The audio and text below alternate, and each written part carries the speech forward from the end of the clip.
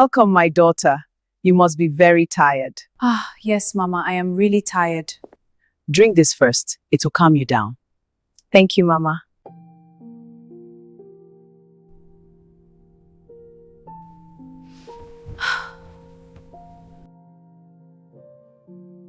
I knew something was wrong the moment I opened my eyes that morning. There was that feeling that something had happened, but I couldn't remember a single moment of it. The last thing I remembered was my mother-in-law smiling at me as she handed me a glass of juice. That was the night my life was quietly destroyed. My name is Toluwani, and this is my story. My wedding day looked like something out of a magazine. Daniel stood at the altar, looking at me like I was the only woman in the world. It was a glamorous wedding. Long after it was over, people still talked about it. For the first year of our marriage, life felt like a dream I never wanted to wake up from. We travelled, we laughed, we cooked together, we were deeply in love. But as months passed, I didn't get pregnant. At first I didn't worry. Everyone said the same thing. Relax, it will happen. Enjoy your marriage first. So I didn't rush. I trusted time. We had our first anniversary and we were very happy and relaxed. Daniel continued to work hard at his HR company while I put in all my resources in the supermarket Daniel had set up for me shortly after our wedding. Our second anniversary came with another beautiful dinner, another celebration, another promise that next year we'll have a baby running around. It wasn't until a week after that anniversary that my mother called me aside during a visit. She was becoming really worried about our inability to get pregnant. Her tone wasn't accusatory, it was concerned. But that was the first time a seed of worry entered my heart. That night, I mentioned it to Daniel. He laughed softly. "You think too much," he said, pulling me close. "Children will come at the right time." He sounded so sure. After that, the questions began not from my mother this time, from my mother-in-law, Daniel's mother. She began with accusing me of not wanting to give her grandchildren. I was shocked as she sounded as though she was sure that I was the problem. For about 2 months, she asked in different ways, sometimes gently, sometimes sharply. Then suddenly, she stopped talking about it, completely. No more questions, no more side comments. Instead, she became kind, strangely kind. She started calling me my daughter. She would ask about my business, compliment my cooking whenever she visited. I was surprised at the sudden change, but then again, I was happy. Our third anniversary came and went. 3 years of marriage, still no child.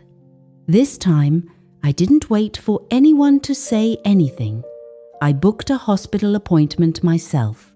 The tests were thorough. Blood work, scans, examinations, questions that made me uncomfortable. I sat across from the doctor days later, my palms sweating. She looked at me over her glasses and smiled. "You are perfectly fine, Toluwani," she said. "Everything looks good. You are fit to conceive." I felt relief flood my body.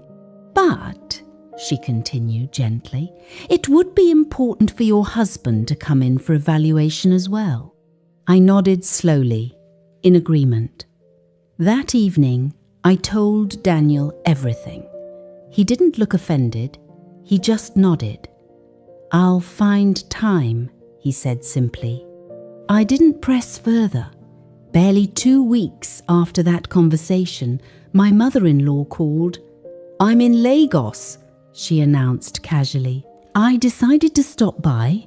She arrived that evening with a suitcase and a wide smile. She stayed 3 days. On the third day, I returned from the supermarket carrying bags of groceries. I was tired from traffic and the heat. As I entered the house, the smell of food greeted me. She had cooked. "My daughter," she called warmly. "You must be exhausted." I smiled, surprised. "You didn't have to cook, Mama." "Nonsense," she said. "Come, sit, relax." She walked to the kitchen and returned with a glass of juice. "Drink this first," she insisted. "It will calm you before you eat." I collected the glass from her. It was chilled, and honestly, it was what I really needed. I drank it hurriedly, without suspecting anything. She was watching me, smiling even. I finished it. After that, everything became fog.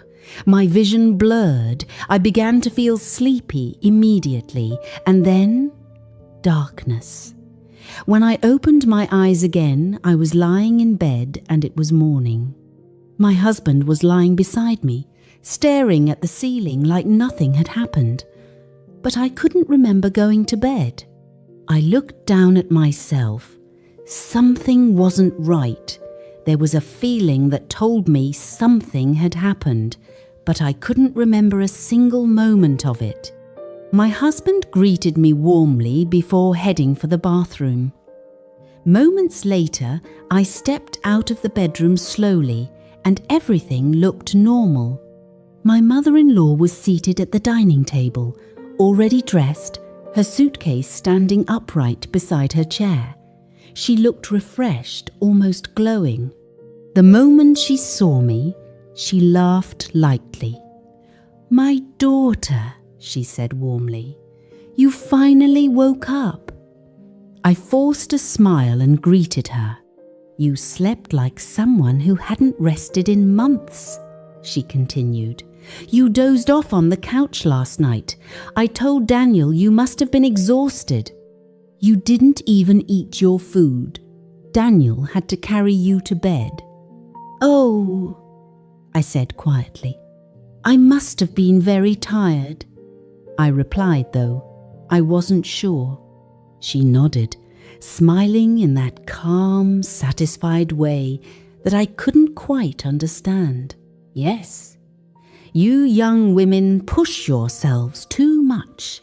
She left that same morning. Before entering her car, she hugged me tightly. "Take care of yourself," she whispered. "Everything will be fine." After she left, life resumed its routine. I brought up the hospital visit again that evening. And again, Daniel promised to find time, claiming to be very busy. Every time I mentioned it, there was one excuse or the other. Sometimes he avoided the conversation completely. Exactly 6 weeks after that night, I started feeling unwell. At first, it was just mild dizziness. Then nausea followed. I couldn't even stand the smell of certain foods. For 2 days, I tried to ignore it. But when I nearly fainted in the bathroom on the 3rd morning, I knew I couldn't pretend anymore. I went to the hospital alone. I was examined and a pregnancy test was carried out. The result didn't take long. The doctor came back with a gentle smile. "Congratulations," she said softly. "You're pregnant." Pregnant. The word echoed inside me. I stared at her for a while, then I suddenly ran out of the hospital. I was overjoyed, pregnant after 3 years of waiting. Daniel was in the living room when I entered. I broke the news to him immediately. I stepped in. Then he smiled. A wide smile. "You're serious?" he asked, rushing toward me. I nodded. He lifted me off the ground slightly, laughing. "This is amazing!" he shouted. He called his mother that same evening. He called mine. Both women screamed with joy over the phone. The pregnancy journey was very smooth, no major complications, just steady growth and routine checkups. Daniel became attentive. He attended appointments. He bought baby clothes.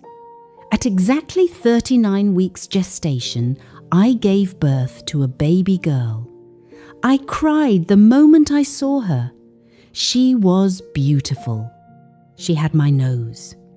Even the small birthmark near my shoulder, she had a faint version of it. "She looks just like you," everyone kept saying. Daniel stood proudly beside me. Both my mother and his visited. They brought gifts, wrappers, jewelry for the baby. We named her Gloria. Gloria grew strong and healthy. She was intelligent. She walked early. She spoke clearly. She loved singing and dancing around the house. Daniel adored her. He called her his little princess. Years passed. Life became busy with preschool runs, birthday parties, and bedtime stories. I couldn't get pregnant again even though I desired it. Then she turned 5. Life was simply beautiful until something unexpected began to happen. It was a Tuesday morning. I had just dropped my daughter Gloria at school. She ran inside happily, her little backpack bouncing behind her. I stood there for a moment, watching her disappear through the gate, smiling like I always did. That was when I felt someone standing too close behind me. I turned. A man I had never seen before was looking at me. He looked like he was in his mid-30s. He looked ordinary, nothing remarkable about him. Before I could speak, he held out a small folded piece of paper. "For you," he said quietly. I hesitated. "Who are you?" I asked. But he didn't answer. He simply pressed the paper into my hand and walked away. I stood there, confused, staring at his back as he disappeared into the crowd. Slowly, I unfolded the paper. There was only one sentence written inside. "A seed planted in darkness will still grow in the light." I read it twice. I tried, but I didn't understand. I looked around again, hoping to see him, but he was gone. The whole day at the supermarket, I was distracted. Customers spoke to me, and I nodded automatically. That sentence kept repeating in my mind. I tried to convince myself it was meaningless, but something inside me wouldn't settle. Exactly 1 week later, it happened again. This time, it was a delivery. A man in a courier uniform came to the supermarket around noon. He delivered an envelope to me. There was no return address. My fingers trembled slightly as I tore it open. Inside was another letter, longer this time, but still written in parables. When a tree bears fruit it did not recognize, it must ask who watered it. Truth does not fear the sun, but secrets tremble at the sound of a child's laughter. I sat down slowly. What kind of message was this? Who sends riddles like this? Who even talks like this? I asked myself so many questions. That evening, I showed it to Daniel. He read it quickly. Then he laughed lightly. "This is nonsense," he said. "Probably one of those prank messages people send." He handed it back to me. "You think too much, Toluwani. Don't let strangers disturb your peace." His tone was firm. Then, 2 weeks later, everything changed. It was close to closing time at the supermarket. Gloria was on midterm break, and I had taken her to spend the break with my mother. My staffs were locking up, and I was standing by my car when I heard footsteps behind me. The person called my name, Toluwani. I turned slowly and saw a strange man walking towards me. He looked so serious. Before I could speak, he raised his hand slightly. "Please," he said, "I don't want to harm you. I came to ask for forgiveness." "For what?" I snapped. His voice trembled slightly. "For being part of something I should never have agreed to." He took a deep breath, then said something that almost drove me crazy. "I am your daughter's father." For a moment, the world went silent. Then rage flooded through me. "You're insane!" I shouted. "How dare you say something like that?" "I'm not mad," he insisted quickly. "I know how it sounds. That's why I sent the parables. I thought you would understand. You deserve to know the truth." "There is no truth," I snapped. "My husband is my daughter's father." He looked at me with something that almost resembled pity. "Do a secret DNA test," he said quietly. "Do it quietly, without telling anyone. After you see the result, ask your husband and your mother-in-law. They have some explanations to make." I was about to say something, but he turned his back against me and said, "I will not disturb you again after today. You won't see me again. I don't want anything from you. I don't want your life. I just wanted to free my conscience." I stepped back. My legs felt weak. "This is madness," I whispered. "Do the test," he repeated softly. "Then ask them why." He took a step backward, and just like that, he turned and walked into the darkness. I stood there alone. My hands began to shake. Somehow, I managed to drive home. I tried to pretend that everything was normal. I couldn't wait to pick up Gloria so I could carry out the test. I picked her up 2 days later. That weekend, Saturday morning. Daniel always went to the gym on Saturdays. He woke up early, stretched, and stood before the mirror brushing his hair. I stood behind him, pretending to scroll through my phone. I noticed the strands caught in the comb. When he left the house, I picked up the comb and carefully removed all the strands of hair in between the teeth. I wrapped them carefully in tissue and placed them inside a small envelope. Then I got Gloria ready. We drove across town to a private laboratory. I had already made inquiries anonymously days before. They didn't ask too many questions. I provided Gloria's sample. Then I provided the hair. The technicians sealed everything in labelled containers. "You can return in 5 days," she said calmly. Those 5 days were the longest days of my life. However, I managed to stay calm. On the 5th day, I drove to the lab. My palms were sweating as I walked in. I was handed a sealed envelope.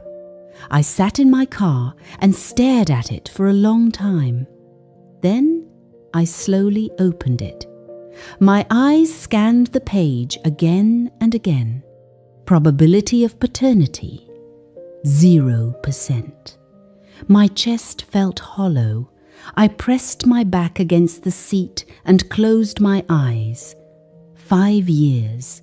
5 years of Daddy's princess. Now 0%. I don't know how long I sat there. When I finally drove home, my face was calm. Daniel greeted me in the living room. "Everything okay?" he asked casually. "Yes," I replied. "Everything is fine." 3 days later, I made my move. I called my mother-in-law and sweetly told her how much we missed her and how Gloria kept talking about her. Finally, I begged her to visit us. She sounded delighted. "Of course, my daughter. I will come tomorrow." She arrived the next evening, smiling, hugging Gloria tightly. I cooked that night. I made her favourite dishes: rice, stew, fried plantain, grilled fish. We ate together. My mother-in-law complimented the food. After dinner, Gloria grew sleepy. I bathed her and tucked her into bed. Then I walked back into the living room. "I have a surprise for both of you," I said calmly. Daniel looked confused. I led them into our bedroom. Once inside, I closed the door. Then I locked it. I walked toward the window and turned slowly to face them. My voice was steady. "The food we all ate tonight was poisoned," I said in a calm voice. The room went silent. Daniel laughed nervously. "Stop joking." "I am not joking," I said evenly. "There is an antidote. I have it, but I will only give it to you if you tell me the truth." My mother-in-law's face drained of colour. "What nonsense is this?" she demanded. "You have 2 hours," I continued calmly. "If you lie, we all die, including me." Daniel stepped forward. "Toluwani, have you lost your mind? Tell me the truth," I said, my voice rising for the first time. "What do you know about Gloria's paternity?" The word hung in the air like smoke. Daniel was shocked. My mother-in-law's breathing became shallow. "I did a DNA test, and it was 0%, I said quietly. Daniel staggered backward as if the floor had shifted. My mother-in-law's eyes widened. For the first time since I had known her, I saw fear. Real fear. I stepped closer. "Now," I whispered, "tell me what you both did." Daniel, suddenly, he dropped to his knees. "Toluwani, please, forgive me. I never wanted to hurt you," he said. "I was ashamed." My tears began to fall before I even realized I was crying. "What did you do?" I whispered. He covered his face. "I have a medical condition," he said slowly. "Low sperm count, severe oligospermia. I was diagnosed 2 years before we got married. The doctor said my sperm concentration was extremely low. Not 0, but so low that natural conception would be very difficult. He said it could be from a hormonal imbalance I developed in my early 20s. I had a serious infection back then. I ignored it for too long. By the time I treated it, the damage had already affected my reproductive system. I always knew I might struggle to get a woman pregnant. I stared at him through my tears. If he knew, why then did he marry me? I wondered. As though he could hear my thoughts, he said, "I married you because I loved you. I believed maybe God would perform a miracle. I believed maybe the doctor was wrong. But when we got married and months passed, I panicked. Every time you said you weren't pregnant, I knew where the problem was coming from. When you eventually visited the hospital and said I was asked to come for checkup, that was when I knew everything would collapse. If I went for testing, you would find out." My mother-in-law let out a soft sob. "I didn't know about his condition," she said quietly from her chair. "He only told me after you insisted he saw a doctor. I couldn't let people laugh at my son," she whispered. "I couldn't let the family name be mocked," Daniel continued, his voice cracking. "She said we could find a solution. She said if you got pregnant, nobody would ever question it. Not you, not the family. She came up with the plan, and I agree. I was desperate. Although I began treatment immediately, I heard we needed something to keep you away from asking him to see the doctor. She arranged everything, he continued. She found the man. She paid him. She said it would only happen once. She asked me about your cycle. You and I used to calculate your ovulation days together. She chose the day you were most fertile. I felt like I couldn't breathe. My mother-in-law began sobbing openly. I thought it was the only way, she cried. I thought once you had a child, everything would be peaceful. So I made you sleep deeply. It was in the juice I served you. Everything happened while you slept. That was the moment something inside me shattered completely. I began crying uncontrollably. My whole life had been a lie all along. Daniel crawled toward me. Please forgive me. I love Gloria like my own. I have always loved her. My mother-in-law kept her face covered, ashamed, unable to look at me. For a long moment, I said nothing. Then I walked toward the door and unlocked it. Before stepping out, I turned. The food wasn't poisoned, I said calmly. I only said that so you would tell me the truth. Then I walked out. I went straight to Gloria's room. She was sleeping peacefully. I carried her gently and walked out of the house. Daniel followed me to the gate, begging. But I did not stop. I put my daughter in the car and drove out. I didn't even know where I was going. Tears blurred my vision. My hands trembled on the steering wheel. I checked into a small hotel that night. Gloria slept beside me while I cried silently into the pillow. The next morning, I drove to my mother's house. When I told her everything, she wept. She wanted to report them to the police immediately, and honestly, I considered it.